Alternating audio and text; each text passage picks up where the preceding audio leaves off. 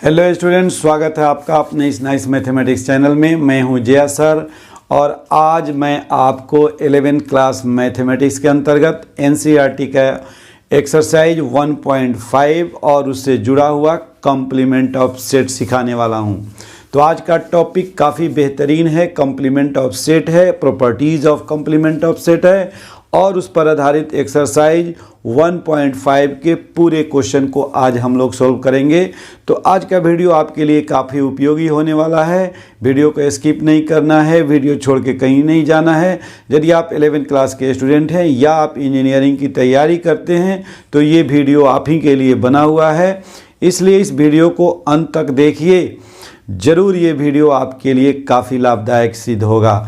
तो आज का हमारा टॉपिक है complement of set, properties of complement of set और उस पर आधारित एक्सरसाइज 1.5। और यदि आप इस चैनल पे नए हैं या आपने अभी तक चैनल को सब्सक्राइब नहीं किया है तो नीचे में सब्सक्राइब बटन को टच करके सब्सक्राइब कर लीजिए और बेल आइकॉन को दबा दीजिए ताकि जब भी वीडियो डाला जाए तुरंत उसका नोटिफिकेशन आपको मिल जाए। और यदि वीडियो आपको अच्छा लगता है, वो लगेगा ही, तो आप वीडियो को ज़रूर लाइक कीजिए, अपने दोस्तों में शेयर कीजिए और कमेंट करके हमसे जुड़े रहिए। और कोई भी परेशानी होती है तो कमेंट सेक्शन में उसको लिखिए। तो आइए शुरू करते हैं हम लोग कॉम्प्लीमेंट ऑफ सेट। सपोज कीजिए कि U कोई यूनिवर्सल सेट है, कोई यूनिवर्सल सेट है U और A इसका सबसेट है। A क्या है? इसका सबसेट है U का। तो complement of A, complement of set A, इसको हम रिप्रेजेंट करते हैं A डैश से। ये क्या होगा? तो U में से एक एलिमेंट को हटा देंगे, यानी U माइनस A हो जाएगा। जैसे यहाँ सपोज कीजिए 1 2 3 4 5 6 7 8 9 और 10, ये एक यूनिवर्सल सेट है। इस यूनिवर्सल सेट के सबसेट है A, यानी A का एलिमेंट जो होगा वह इसी में से कुछ होगा, जैसे 1 3 5 7 है। तो A डैश आपका क्या हो जाएगा इस रूल के हिसाब से? यानी कॉम्प्लीमेंट ऑफ A हो जाएगा U में से एक एलिमेंट को माइनस कर देंगे, यानी 1 3 5 7 को हटा देंगे, तो 2 4 6 8 9 और 10 होगा। बस सिंपल है। कॉम्प्लीमेंट ऑफ सेट मतलब difference of universal set and the given set. जैसे यहाँ यूनिवर्सल सेट आपका एक है U और इस सिस्टम में हमारा यूनिवर्सल सेट का एक सबसेट है A। तो A का कॉम्प्लीमेंट, अगर इसका सबसेट एक B हो, सपोज कीजिए 4 8 10, तो हमारा B डैश क्या हो जाएगा? 1 2 3 5 6 7 9, बस यही हो जाएगा। यानी कि U में से हम B के एलिमेंट को हटा देंगे। अब इसको अगर वेन डायग्राम से शो करना हो तो हम कैसे शो करेंगे? सपोज कीजिए कि ये एक यूनिवर्सल सेट हो गया U। अब हो गया सेट आपका ये A, तो A डैश हो जाएगा कौन? ये बाकी जो पोर्शन होगा ये आपका हो जाएगा U A डैश। बस ये हो गया आपका A डैश। ये शेडेड रीजन जो है, मतलब सर्किल में अगर हम सेट A के एलिमेंट को दिखा रहे हैं तो सर्किल के बाहर जो शेडेड रीजन है वह A का क्या हो जाएगा? कॉम्प्लीमेंट हो जाएगा। अब अगर हम फिर A के कॉम्प्लीमेंट का कॉम्प्लीमेंट निकालते हैं, A डैश है इसका कॉम्प्लीमेंट, तो A हो जाएगा। यानी कहने का मतलब A डैश का फिर हम A डैश यानी कॉम्प्लीमेंट ऑफ A, तो ये निकालेंगे तो हमारा क्या हो जाएगा? A हो जाएगा। तो इस तरह से हम लोग कॉम्प्लीमेंट सेट को सीखे। Complement set means if U is a universal set and A is a subset of U, then complement of A equal to U minus A. That means in the set complement of A, the element of U but not the belongs to in set A, यानी A में वह element नहीं होगा। A के complement में जो set होगा वह A में नहीं होगा, कहाँ होगा? U में होगा। इस तरह से हम लोग देख रहे हैं कि A भी U का एक सबसेट है और A डैश भी U का एक सबसेट है, यानी यूनिवर्सल सेट का सबसेट ए भी होगा और ए डैश भी होगा। तो ये एग्जाम्पल को अगर आप नोट करना चाहें तो इसको नोट कर लें। अब हम डिफिनेशन लिखते हैं। हाँ तो बच्चों, जैसा कि अभी हम लोगों ने देखा कि U अगर कोई यूनिवर्सल सेट है और उसका एक कोई सबसेट A है तो A का कॉम्प्लीमेंट जो होगा वह U का एलिमेंट होगा, लेकिन A का एलिमेंट नहीं होगा। यानी वो U के एलिमेंट में से हम A के एलिमेंट को माइनस कर देंगे, हटा देंगे, तो जो सेट बनेगा वह A का कॉम्प्लीमेंट हो जाएगा। उसी चीज़ को यहाँ हमने लिख दिया है कि let U be the universal set and A is a subset of U। यानी कि U कोई यूनिवर्सल सेट है और A उसका सबसेट है, then the complement of A, तब A का कॉम्प्लीमेंट क्या होगा, is the set of all element of U which are not the element of A and it is denoted by A dash. इसका मतलब ये हुआ कि अगर कोई यूनिवर्सल सेट U है और उसका एक सबसेट A है, ये कंपलसरी होना चाहिए कि A जो होगा वह U का सबसेट होगा, तब हम A के कॉम्प्लीमेंट को डिफाइन कर पाएंगे। तो A का A जो होगा वह अगर U का सबसेट है तो A का कॉम्प्लीमेंट जो होगा वह एक ऐसा सेट होगा जिसके एलिमेंट U के तो एलिमेंट होंगे लेकिन A के एलिमेंट नहीं होंगे। इसका मतलब ये हुआ कि A के कॉम्प्लीमेंट में A का एक भी एलिमेंट नहीं होगा, A का एलिमेंट होगा और कॉम्प्लीमेंट को हम A डैश से रिप्रेजेंट करेंगे। तो यहाँ A डैश से लिख दिए हैं। अब A डैश क्या होगा, इसको सेट बिल्डर फॉर्म में डिफाइन कर दिए हम, X such that X belongs to U, यानी X जो है वह यूनिवर्सल सेट U में होगा लेकिन X does not belongs to A में नहीं होगा। Clearly A dash means U minus A। अब कुछ कॉम्प्लीमेंट्स के प्रॉपर्टीज़ हैं, उस पर हम लोग चर्चा कर लें। Properties of complement set, A और A डैश का यूनियन जो होगा, यानी A और कॉम्प्लीमेंट ऑफ A दोनों को हम अगर कंबाइन करेंगे तो हमारा यूनिवर्सल सेट U हो जाएगा। इसलिए A union A dash equal to U और एक इंटरसेक्शन A डैश। अभी आपने देखा कि A के कॉम्प्लीमेंट में A का एलिमेंट नहीं लेना है, तो दोनों में कोई कॉमन एलिमेंट नहीं है, इसलिए दोनों का इंटरसेक्शन जो होगा वह फाई होगा। कॉम्प्लीमेंट का कॉम्प्लीमेंट अभी आपको बताया मैंने, फिर A हमको वहीं पुराना वाला सेट मिल जाएगा। फाई का कॉम्प्लीमेंट, फाई में तो ऑलरेडी एक भी एलिमेंट है नहीं, इसलिए U में से एक भी एलिमेंट माइनस नहीं होगा, इसलिए U हो जाएगा। फाई का कॉम्प्लीमेंट U और U का कॉम्प्लीमेंट फाई। चूँकि U यूनिवर्सल सेट है और उसमें से जब U के एलिमेंट को हटा देंगे तो फिर वह सेट खाली हो जाएगा, इसलिए वह U का जो है कॉम्प्लीमेंट वह क्या होगा, फाई होगा। अब यहाँ एक चीज़ और है लास्ट में, इसको डिमॉर्गन्स लॉ भी कहते हैं। अगर A और B दो सेट है और दोनों के यूनियन का कॉम्प्लीमेंट निकाला जाए तो उनके कॉम्प्लीमेंट के इंटरसेक्शन के बराबर होगा।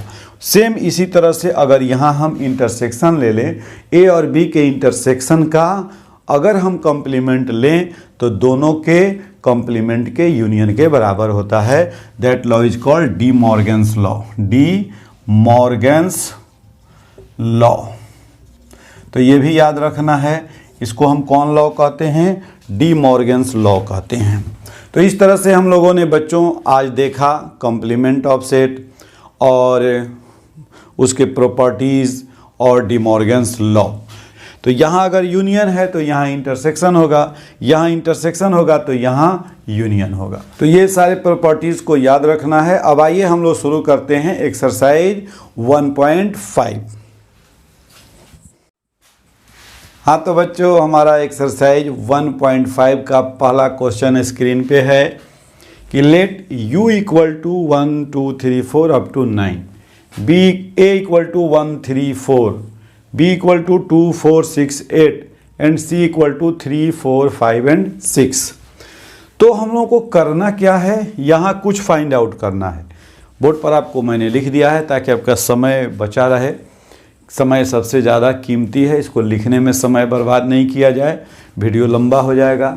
आपको निकालना है complement of A, complement of B, complement of A union C, complement of A union B, complement of A and complement of difference of B and C।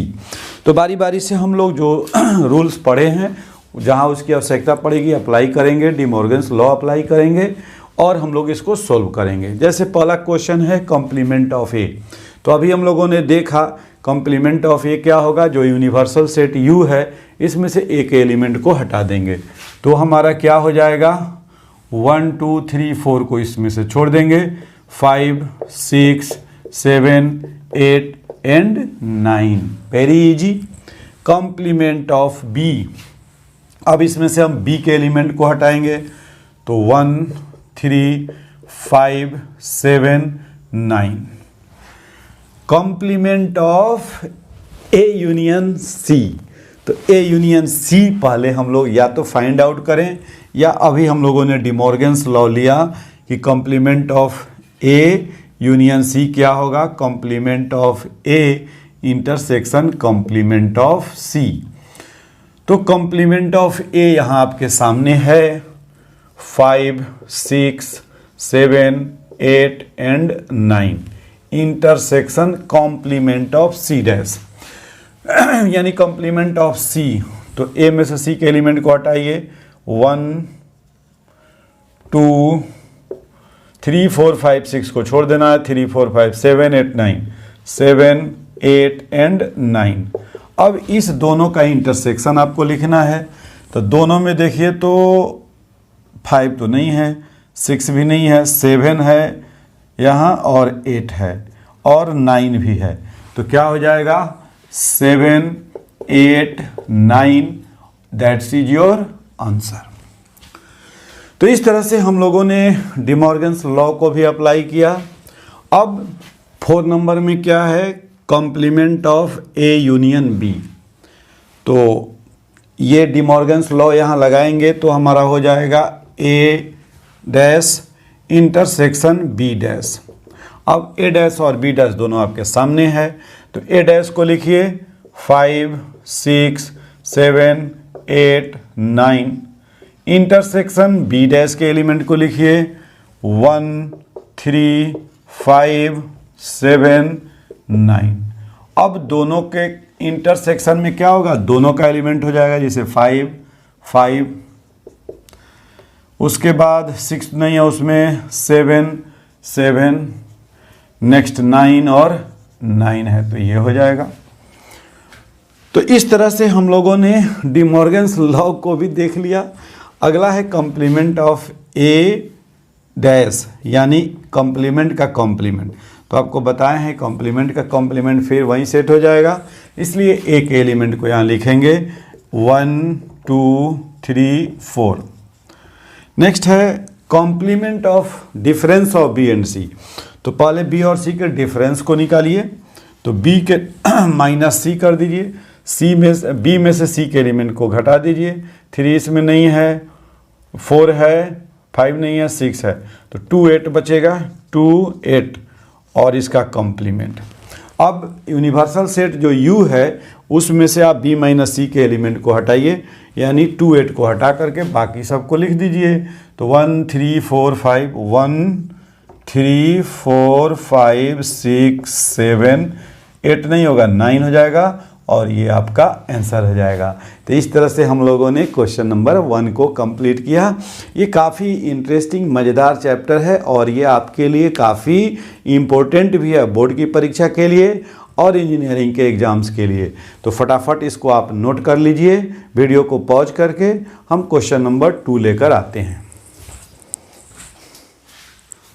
हाँ तो बच्चों, क्वेश्चन नंबर 2 आपके स्क्रीन पे है। यहाँ एक सेट U दिया हुआ है, यूनिवर्सल सेट, जिसके एलिमेंट हैं A B C D E F G और H, और आपसे कहा जा रहा है कि find the complement of the following sets. यहाँ जो 4 सेट दिया गया है A B C और D, इस चारों का कॉम्प्लीमेंट आपको लिखना है। तो A का कॉम्प्लीमेंट क्या हो जाएगा, U में से एक एलिमेंट को छोड़ देंगे, A B C को छोड़ेंगे, D E F G और H हो जाएगा, ये आंसर हो गया। उसी तरह से यहाँ B का कॉम्प्लीमेंट क्या होगा, तो U में से हम क्या करेंगे, B के कॉम्प्लीमेंट को छोड़ेंगे, तो D E F G को छोड़ देंगे, D E F G यानी A B C और H, ए बी सी और एच हो जाएगा, ये आंसर हो जाएगा आपका। यहाँ पे सी के कॉम्प्लीमेंट को लिखना है, तो सी का complement means U minus C, U में से सी के एलिमेंट को छोड़ेंगे, ए छोड़ देंगे तो बी बचेगा, सी छोड़ देंगे तो डी बचेगा, ई छोड़ेंगे तो एफ और जी छोड़ देंगे तो एच, और यहीं आपका क्या हो जाएगा, आंसर होगा। उसी तरह से डी के कॉम्प्लीमेंट को लिखना है, तो डी का कॉम्प्लीमेंट क्या होगा, ए छोड़ देना है क्योंकि ए है इसमें, बी नहीं है तो बी, सी, डी, ई, एफ, जी, एच है, तो यहीं पे इसको हम बंद करेंगे। तो इस तरह से कॉम्प्लीमेंट जो है वह काफ़ी इजी टॉपिक है। आपको बस ध्यान ये रखना है कि एक यूनिवर्सल सेट होगा और जिसका कॉम्प्लीमेंट निकालना है वह नेसेसरीली यू का सबसेट होगा। तो कॉम्प्लीमेंट निकालने के लिए जो यूनिवर्सल सेट यू होगा उसमें से हम दिए गए सेट के एलिमेंट को केवल हटा करके रेस्ट एलिमेंट को लिख देंगे। तो ये रहा आपका क्वेश्चन नंबर 2। इसी तरह से आगे भी आपको क्वेश्चन बहुत ही इजी मिलेगा, फटाफट इसको नोट कीजिए। हम क्वेश्चन नंबर 3 बताते हैं। हाँ तो बच्चों, our next question is question number 3 and this question is very long question in the written form. It occupy whole screen. कहने का मतलब है कि क्वेश्चन नंबर 3 जो है ये काफ़ी देखने में बड़ा लग रहा होगा आपको, पूरा बोर्ड भरा हुआ है, कोई ख़ास चीज़ इसमें है नहीं। एक्चुअली क्वेश्चन नंबर 3 में एक यूनिवर्सल सेट है, वह नेचुरल नंबर का सेट है। यहाँ दिया ही हुआ है taking the set of natural number as the universal set, यानी यहाँ u जो है आपका वह क्या है, u इक्वल टू दिया हुआ है all natural 1 2 3 4 and so on, all natural numbers. और यहाँ 10 क्वेश्चन उससे पूछे जा रहे हैं, ये 10 का कॉम्प्लीमेंट आपको निकालना है। क्या कर रहा है, write down the complement of the following set, यानी नीचे जितना सेट हमने लिखा है ये 10 के 10 क्वेश्चन नंबर 3 के ही पार्ट्स हैं। तो आपके समय को, चूँकि आज के डेट में सबसे कीमती चीज़ क्या है, आपका समय है। वीडियो लंबा नहीं हो, समय ज़्यादा बर्बाद नहीं हो, इसलिए टोटल क्वेश्चन को हमने यहाँ स्क्रीन पे कलेक्ट कर दिया है। अब आइए बारी बारी से हम लोग सबका कॉम्प्लीमेंट निकालते हैं। इसका सोल्यूशन यहीं लिखते हैं क्वेश्चन नंबर 1 का। ये क्या कह रहा है कि x is an even natural number, ये इवन नेचुरल नंबर का सेट है, तो इसका कॉम्प्लीमेंट क्या होगा। तो हम लोग जानते हैं नेचुरल नंबर में इवन और ऑड 2 तरह के होंगे। जब हम उसको कैटेगराइज करेंगे तो इवन नंबर में जब नेचुरल नंबर और क्या होगा, ये इवन नंबर होगा और ऑड नंबर होगा। नेचुरल नंबर में इवन होगा और ऑड होगा, मीन्स जो 2 से डिविजिबल होगा वह इवन और जो 2 से डिविजिबल नहीं होगा वह ऑड। तो ये इवन नेचुरल नंबर को यदि हम नेचुरल नंबर के सेट से हटा देंगे तो ऑड बचेगा। तो इसका कॉम्प्लीमेंट क्या हो जाएगा, x such that x is a natural number and odd natural number लिखना है। तो x is an odd natural number. इसको हम दूसरे तरह से भी लिख सकते हैं, x belongs to n, that is n is the set of natural number and x is odd.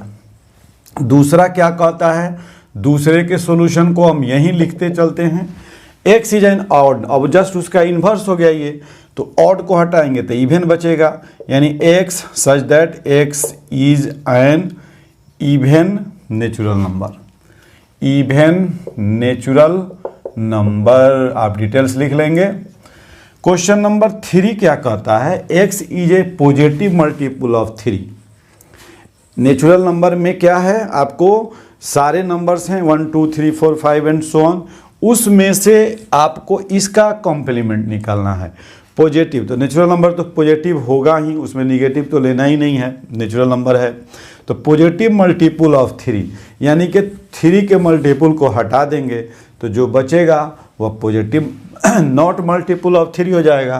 तो इसका सॉल्यूशन लिखेंगे क्या, x such that x is not multiple of 3, multiple of 3 and x belongs to n, यानी x हमारा क्या होगा, natural number होगा लेकिन 3 का मल्टीपल नहीं होगा। उसी तरह से यहाँ हमको लिखना है क्या, x is a prime number, तो यहाँ वही चीज़ करेंगे, x such that x belongs to n and x is composite number, composite number. अब देखिए कंपोजिट और प्राइम दोनों में 1 नहीं आता है, तो इसमें 1 को भी हम ऐड करेंगे, एंड x इक्वल टू 1, ये ध्यान रखना है। देखिए x हमारा क्या है, प्राइम नंबर है, तो प्राइम नंबर को हम हटा दिए, तो प्राइम नंबर हमारा जब हटेगा तो जो रेस्ट बचेगा वह कंपोजिट बचेगा, लेकिन 1 को कंपोजिट हम नहीं मानते, तो 1 भी तो उसमें है, इसलिए x इक्वल टू 1 भी लिखेंगे और कंपोजिट नंबर भी लिखेंगे। 5 नंबर क्वेश्चन है, x is a natural number divisible by 3 and 5, तो जब 3 और 5 से जो डिविजिबल है उसको हटाएंगे, बस कॉम्प्लीमेंट में करना क्या है, जिसका कॉम्प्लीमेंट लिखना है यूनिवर्सल सेट में से उसको हटा देना है, तो क्या लिखेंगे, x such that x belongs to n, यही हो गया नेचुरल नंबर के लिए, सिंबॉलिक फॉर्म हो गया, x belongs to n and x not divisible by 3 and 5, x belongs to n and x is not divisible by, is not divisible by 3 and 5, इसका set बना दिया। तो इस तरह से हम लोग कॉम्प्लीमेंट निकालेंगे। नेक्स्ट क्वेश्चन देखिए, इसका सॉल्यूशन यहीं लिखते हैं, x is a perfect square, तो क्या लिखेंगे, x such that x belongs to n and x is not a perfect number, not a perfect number, बंद कीजिए। इसका सॉल्यूशन क्या है, x is a perfect cube, तो वही चीज इसमें भी लिखेंगे, x such that x belongs to n and x not a perfect cube, x not a perfect cube। अब यहां देखिए यहां एक इक्वेशन दिया हुआ है, x प्लस 5 इक्वल टू 8, तो इसका हल क्या होगा, हम 5 को उधर ले जाएंगे तो 3 हो जाएगा, यानी यह सेट जो बना हुआ हमारा क्या बना, केवल 3, एक ही एलिमेंट इसमें होगा। अब इसका कॉम्प्लीमेंट निकालना है, तो इसका कॉम्प्लीमेंट लिखेंगे तो क्या होगा, x such that x not equal to 3, तो एगो 3 उसमें से हटा देना है, बाकी सबका सब लिख देना है, तो x not equal to 3 and x natural number है, तो इसको भी यहाँ क्लियर कर दीजिए। इसी तरह से इसका जब आप सेट निकालें, इसका हल निकालेंगे, तो ये हमारा क्या हो जाएगा, x इक्वल टू हो जाएगा 5, वहाँ से माइनस होगा तो 4 हो जाएगा, और 2 होगा, इसका हल क्या होगा, 2 होगा, तो यहाँ क्या लिखेंगे, 9 माइनस 5 हो गया आपका 4, और 2 से डिवाइड किए तो 2 हो गया, तो यहाँ इसका सॉल्यूशन हम लिखेंगे, x such that x belongs to n and x not equal to 2। और क्वेश्चन नंबर 10 में है x ग्रेटर देन 7, तो x ग्रेटर देन 7 का कॉम्प्लीमेंट x लेस देन 7, तो इसका कॉम्प्लीमेंट लिखेंगे x such that x belongs to n and x less than 7, ऐसे लिख सकते हैं, या आप ऐसे भी डायरेक्ट लिख सकते हैं 1 2 3 4 5 एंड 6, चूंकि नेचुरल नंबर ही लेना है और 7 से छोटा नेचुरल नंबर, तो 7 से छोटा नेचुरल नंबर, ये x ग्रेटर देख को शो कर रहा है, 7 और 7 से बड़ा, तो 7 और 7 से बड़ा को छोड़ देंगे तो 1 से लेकर के 6 तक लिखेंगे। तो इस तरह से हम लोगों ने फटाफट 10 के 10 का आंसर कर लिया। तो कॉम्प्लीमेंट बहुत ही इंटरेस्टिंग भी है और आसान भी है। फटाफट वीडियो को आप पॉज करके आप इसको नोट कर लीजिए। हम क्वेश्चन नंबर 4 लेकर आते हैं। हाँ तो बच्चों, क्वेश्चन नंबर 4 करने से पहले 3 में एक बचा हुआ है, उसको भी कर लिया जाए। 3 में 11 क्वेश्चन था, तो 11 नंबर क्वेश्चन है कि x such that x belongs to n, मतलब x एक नेचुरल नंबर है और एक कंडीशन यहाँ दिया हुआ है 2x प्लस 1 ग्रेटर देन 10। इससे क्या होगा आपका 2x greater than 9 imply x greater than 9/2। तो ये जो सेट है आपका, ये सेट में ऐसे एलिमेंट हैं जो नेचुरल नंबर हैं और 9/2 से बड़े हैं। 9/2 मतलब 4.5 से बड़ा का मतलब हो गया 5, 6, 7, 8, 9, 10। तो हमें 9/2 से छोटा एलिमेंट लेना है, हमें 9/2 से छोटा। तो 9/2 से बड़ा अगर लेना है, दिया हुआ है ये सेट, तो 9/2 या उससे छोटा लेना है। तो 9/2 तो ऑलरेडी नेचुरल नंबर है नहीं यहाँ, इसलिए हम लोग 9/2 से छोटा लिखें या 9/2 लेस देन इक्वल टू लिखें, x कोई दिक्कत नहीं है। तो इसका आंसर जो होगा वह क्या होगा, x such that x belongs to n and x less than equal to 9/2, यानी 9/2 से छोटे। अगर इसको हम डायरेक्ट लिखना चाहें तो ऐसे भी लिख सकते हैं 1, 2, 3, 4, बस यही इसके एलिमेंट होंगे। 4.5 से छोटा नेचुरल नंबर, तो 4.5 से छोटा हो गया 4, 3, 2, 1, नेचुरल नंबर तो यही है। तो इस तरह से क्वेश्चन नंबर 3 का एक लास्ट बचा हुआ था, ये भी हम लोग कर लिए। अब आइए हम लोग डिस्कस करते हैं क्वेश्चन नंबर 4 को। तो बच्चों क्वेश्चन नंबर 4 में जो यूनिवर्सल सेट है वह है U 1, 2, 3, 4, 5, 6, 7, 8 एंड 9। 9 तक इसके, 1 से लेकर 9 तक इसके एलिमेंट हैं।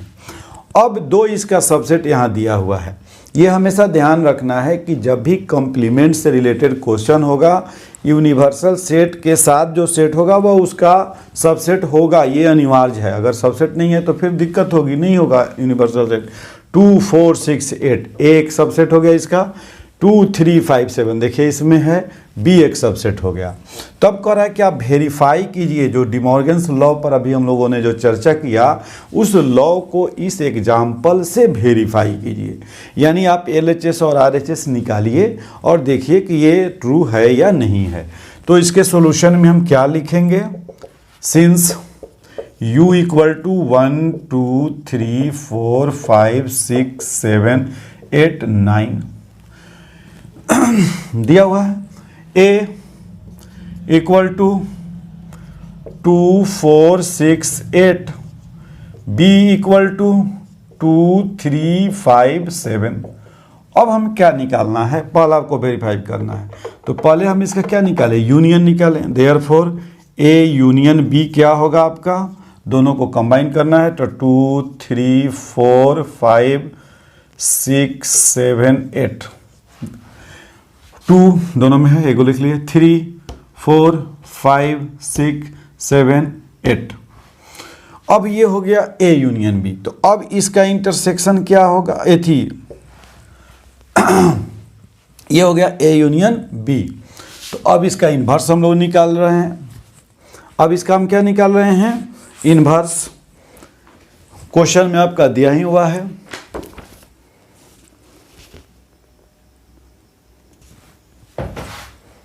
तो अब A यूनियन B का हम लोगों को क्या निकालना है, रेसिप्रोकल ऑफसेट निकालना है। तो रेसिप्रोकल हम कैसे निकालेंगे, complement offset.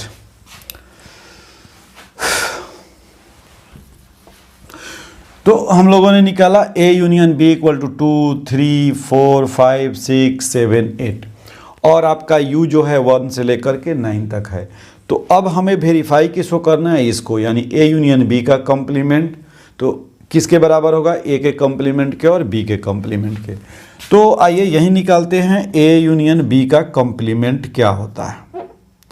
A union B का कॉम्प्लीमेंट यानी इसमें से U में से हम A यूनियन B के एलिमेंट को हटाएंगे। 1, 2, 3, 4, 5, 6, 7, 8 बचेगा क्या, 9 बचा। ठीक है, अब आइए इसको यहीं छोड़ दीजिए, इसका नाम दे दीजिए 1, यहीं छोड़ दीजिए। अब आप निकालिए A inter complement of A। तो कॉम्प्लीमेंट ऑफ A निकालेंगे तो क्या होगा, 1, 3, 5, 7, 9। कॉम्प्लीमेंट ऑफ B निकालेंगे तो ये क्या होगा, 1, कहाँ गया B, 1, 2 नहीं होगा, 3 नहीं होगा, 4, 5 भी नहीं होगा, 6, 7 भी नहीं होगा, 8 और 9। देयरफॉर इस दोनों का क्या आपको वेरीफाई करना है, इंटरसेक्शन। तो complement of A intersection complement of B, जो दोनों में हो A 1, 3 दोनों में नहीं है, 4 नहीं है, 5 नहीं है, 6 नहीं है, 7 नहीं है, 8 नहीं है, 9 है, तो 9 हो जाएगा। इसका नाम दे दीजिए 2। अब गौर से देखिए 1 भी 1 9 है और 2 में भी राइट साइड में 1 और 9 है, इसका मतलब लेफ्ट साइड इक्वल होगा। तो लिखेंगे फ्रॉम 1 एंड 2 वी गेट, क्या मिला, ए यूनियन बी का कॉम्प्लीमेंट ए के कॉम्प्लीमेंट और बी के कॉम्प्लीमेंट के इंटरसेक्शन के बराबर है। ये वेरीफाइड करना था तो वेरीफाई लिखिए, ये हो गया आपका वेरीफाइड। तो इस तरह से हम लोग काम करेंगे। तो वीडियो को पॉज करके फटाफट इसको नोट कर लीजिए, हम फिर नेक्स्ट को हम लोग वेरीफाई करते हैं। हाँ तो बच्चों, दूसरा जो है डिमॉर्गन्स लॉ का कि complement of A intersection B equal to the union of their complement. तो इसको वेरीफाई करने के लिए फिर वह सब चीज़ तो हमें लिखना ही है, ऑलरेडी यहाँ लिखा हुआ है। तो सबसे पहले हम ए इंटरसेक्शन बी निकालते हैं। तो ए इंटरसेक्शन बी, तो यहाँ ए दिया हुआ है, बी ए दोनों में है, 2 लिखिए। 3 नहीं है, 4 भी नहीं है, 5 भी नहीं है, 6 भी नहीं है, 7 भी नहीं है, 8 भी नहीं है, बस दोनों में केवल एक 2 जो है वही कॉमन एलिमेंट है, इसलिए ए इंटरसेक्शन बी जो होगा वह केवल 2 हो गया। अब इसका कॉम्प्लीमेंट निकालना है। क्या निकालना है? कॉम्प्लीमेंट।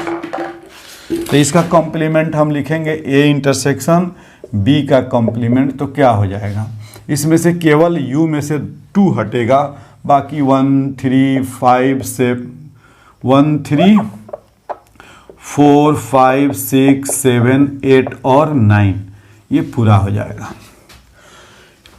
क्या हुआ ये? ए इंटरसेक्शन बी का कॉम्प्लीमेंट। अब राइट साइड में हमें क्या चाहिए?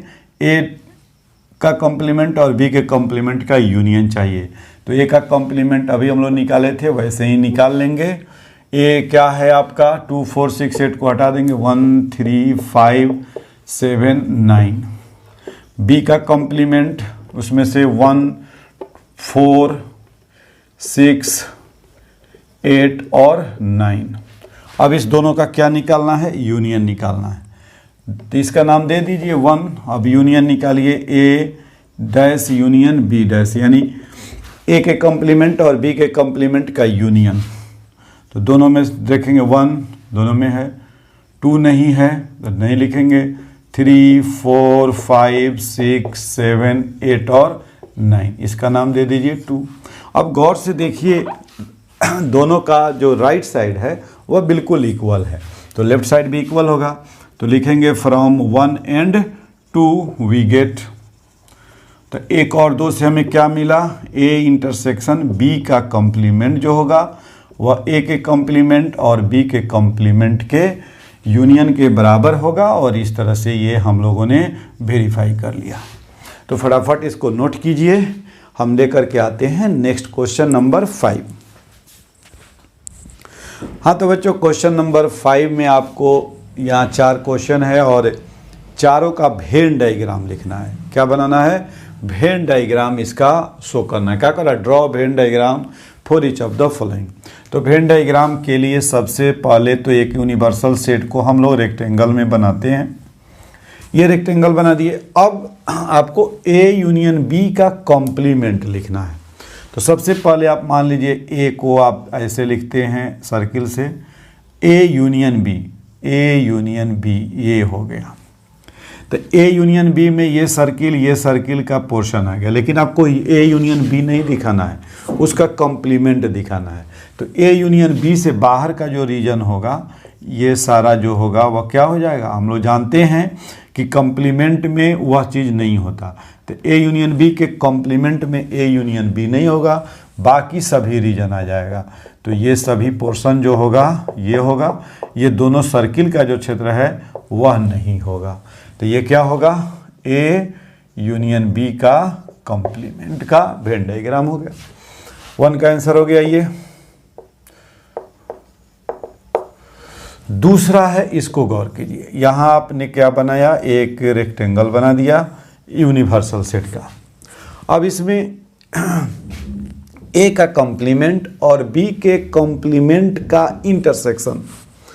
तो ए का कॉम्प्लीमेंट और बी के कॉम्प्लीमेंट का इंटरसेक्शन क्या होगा ये सोचना है आपको। तो ए का मान लीजिए ये सेट है, ये हो गया आपका क्या हो गया? ए। ये हो गया आपका बी, ये हो गया ए, ये हो गया बी। ए का कॉम्प्लीमेंट क्या होगा, ये देखिए, ए का कॉम्प्लीमेंट होगा ए से बाहर जितना रीजन है वह सब, जितना रीजन है वह सब। बी का कॉम्प्लीमेंट क्या हो गया, बी के बाहर जितना रीजन है वह सब।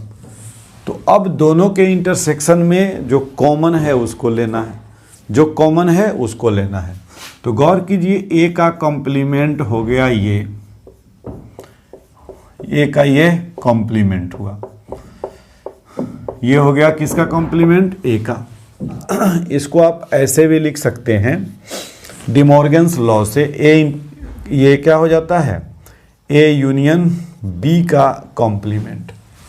तो ए यूनियन बी का कॉम्प्लीमेंट ये है, सेम यही फिगर इसका भी हो जाएगा, सेम यही फिगर इसका हो जाएगा, कोई दिक्कत नहीं है।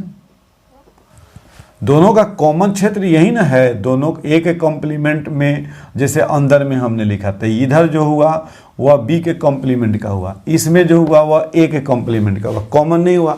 ये बाहर का जो रीजन है वह दोनों के कॉम्प्लीमेंट का कॉमन रीजन हो गया, इसलिए A intersection, A complement of A intersection complement of B, दोनों का सेम शेप हो गया। तीसरा देखिए, तीसरा में क्या है, ए इंटरसेक्शन बी का कॉम्प्लीमेंट। तो ये 2 का हो गया, 3 का, 4 का उधर हम लोग कर लेंगे। एक डायग्राम बनाइए आप, ये यू हो गया आपका, ये हो गया आपका सपोज कीजिए ए, ये हो गया आपका बी। अब दोनों का कॉमन तो यही हुआ, ये बीच वाला, दोनों का इंटरसेक्शन क्या हुआ, ये बीच वाला जहाँ हम उंगली रखे हैं। अब इसका कॉम्प्लीमेंट, तो इसका कॉम्प्लीमेंट आप लिखेंगे तो ये सब हो जाएगा, उतना को छोड़कर, उतना को छोड़ दिया जाए तो ये सब आ जाएगा उसके कॉम्प्लीमेंट में, उसके कॉम्प्लीमेंट में ये सब पोर्शन आ जाएगा, केवल ये इतना पोर्शन आपका क्या रहेगा, बाकी रहेगा। चौथा के लिए आप रेक्टेंगल बना लिए, एक ये ए हो गया, दूसरा आपका ये बी हो गया। अब क्या कह रहा है आपसे, ए डैश यूनियन बी डैश, यानी ये चीज़ आपको अभी हम लोगों के रूल के हिसाब से डिमॉर्गन्स लॉ से ए इंटरसेक्शन बी का कॉम्प्लीमेंट होगा, यानी जस्ट तीसरा हो गया, ये हो गया आपका ए यूनियन बी का कॉम्प्लीमेंट। तो सेम डायग्राम उसका भी होगा। ऐसे भी इसको देखिए, ए डैश यूनियन बी डैश, तो ए डैश इसके बाहर का, इसके बाहर का लेना है आपको। ये मान लीजिए ये ले लिए आप, 1 मिनट इसको बारीकी से समझ लीजिए। ये हो गया आपका ए डैश, हो गया, ये हो गया आपका ए डैश, ये रीजन आप ले लिए। क्या हुआ, कॉम्प्लीमेंट ऑफ ए। अब कॉम्प्लीमेंट ऑफ बी भी लेना है, कॉम्प्लीमेंट ऑफ बी। तो कॉम्प्लीमेंट ऑफ बी के साथ इसका यूनियन बनाना है, तो बी का कॉम्प्लीमेंट ये सब तो है, ये भी हो जाएगा बी का कॉम्प्लीमेंट, केवल आपका यही पोर्शन बचा हुआ रह रहा है। तो वैल्यू के हिसाब से भी सेम आ गया, फिगर के हिसाब से भी सेम आ गया। 4 का ये हो गया ए डैश यूनियन बी डैश। तो इस तरह से हम लोग वेन डायग्राम से हम लोग सेट के रिलेशन को शो करते हैं। तो मुझे उम्मीद है कि ये वेन डायग्राम आपको समझ में आ गया होगा। अगर कोई परेशानी होती है, कोई दिक्कत है, तो कमेंट सेक्शन में आप लिखिए और एक लाइक ज़रूर कीजिए, अपने दोस्तों में इसे शेयर कीजिए और कमेंट करके हमसे हमेशा जुड़े रहिए। और अभी तक आपने चैनल को सब्सक्राइब नहीं किया है तो जल्दी कीजिए, चैनल को सब्सक्राइब कर लीजिए, बेल आइकॉन को दबा दीजिए। तो हम लेकर के आते हैं नेक्स्ट क्वेश्चन। हाँ तो बच्चों, इस एक्सरसाइज का रेस्ट जो 2 क्वेश्चन बचा हुआ है 6 और 7, वे आपके स्क्रीन पर है। क्वेश्चन नंबर 6 देखिए, काफ़ी मज़ेदार क्वेश्चन है। कह रहा है कि यू जो है वह एक प्लेन में जितने भी ट्रायंगल हैं उनका सेट है, set of all triangles in a plane. और उसी यू का एक सबसेट है ए, जिसमें यह सेट है ऐसे ट्रायंगल का जिसका कम से कम एक एंगल 60 डिग्री से डिफरेंट है। यानी कि उसका एक एंगल जो है वह 60 डिग्री नहीं है, बाकी 60 हो नहीं हो उससे हमें कोई मतलब नहीं है। तो अब हम लोग से सवाल क्या पूछा जा रहा है, हमें ये पूछा जा रहा है कि ए डैश का वैल्यू क्या होगा, ए डैश का वैल्यू क्या होगा। तो अब अभी तक हम लोगों ने यही देखा कि ए डैश का वैल्यू क्या होता है कि यू में ऐसे एलिमेंट जो यू के एलिमेंट ए के एलिमेंट नहीं हो, ए के एलिमेंट नहीं हो। हमें ए डैश मतलब कॉम्प्लीमेंट ऑफ ए लिखना है, तो कॉम्प्लीमेंट ऑफ ए का मतलब हो गया एक यू के वे सभी एलिमेंट जो ए के एलिमेंट नहीं हो। तो ए में जो एलिमेंट है उसका एक एंगल डिफर है 60 डिग्री से, तो बचा कौन, जिसका तीनों एंगल 60 डिग्री हो। तो ए डैश इक्वल टू क्या होगा, इसके सोल्यूशन में हम लिखेंगे A dash equal to set of triangle whose all angles equal to 60 degree are equal to 60 degree. तो ऐसे ट्रायंगल को हम क्या कहते हैं, इक्विलेटरल ट्रायंगल कहते हैं। तो सीधे हम लिख देंगे set of equilateral triangle, equilateral triangle. तो ए का कॉम्प्लीमेंट हमारा क्या हो गया, इक्विलेटरल ट्रायंगल का सेट हो गया, इक्विलेटरल ट्रायंगल। बहुत ही आसान है, इसको एक बार फिर समझ लीजिए। यू जो है एक यूनिवर्सल सेट है जो ऐसे ट्रायंगल, जो किसी प्लेन के सारे ट्रायंगल का सेट है। ए जो है उसका एक सबसेट है जो ऐसे ट्रायंगल का सेट है जिसमें कम से कम एक एंगल जो है वह 60 डिग्री नहीं है, माने हर तरह का ट्रायंगल है, कम से कम एक एंगल 60 डिग्री से डिफरेंट है। तो अब बचा क्या यू में, यदि एक एलिमेंट को हटाएंगे तो क्या बचेगा, वह सभी ट्रायंगल बचेगा जिसके सभी एंगल कितना हो, 60 डिग्री हो, कोई भी डिफर 60 डिग्री से नहीं हो। तो ऐसे ट्रायंगल को हम इक्विलेटरल ट्रायंगल कहते हैं। तो कॉम्प्लीमेंट ऑफ ए क्या हो जाएगा, सेट ऑफ इक्विलेटरल ट्रायंगल। अब यहाँ नेक्स्ट क्वेश्चन जो है क्वेश्चन नंबर 7, ये कह रहा है कि नीचे जो 4 स्टेटमेंट दिया गया है उसमें क्या आप फिल करेंगे ताकि ये स्टेटमेंट ट्रू हो। तो ए है और ए डैश है, कॉम्प्लीमेंट ऑफ ए है, तो ए और ए के कॉम्प्लीमेंट को हम मिलाएंगे, यूनियन बनाएंगे, तो क्या हो जाएगा, हमारा यूनिवर्सल सेट हो जाएगा। यानी ए का एलिमेंट और कॉम्प्लीमेंट ऑफ ए जो ए में नहीं है, दोनों को एक साथ कर लिए तो पूरा यू हो गया। फाई डैश का मतलब होता है यू, फाई डैश का मतलब क्या हो गया, पूरा यू। फाई डैश का मतलब हो गया यू में से फाई के एलिमेंट को, तो फाई में तो कोई एलिमेंट हटा ही नहीं, तो यू का यू पूरा हो गया। तो यू और ए का इंटरसेक्शन, तो यू और ए का इंटरसेक्शन ए ही होगा।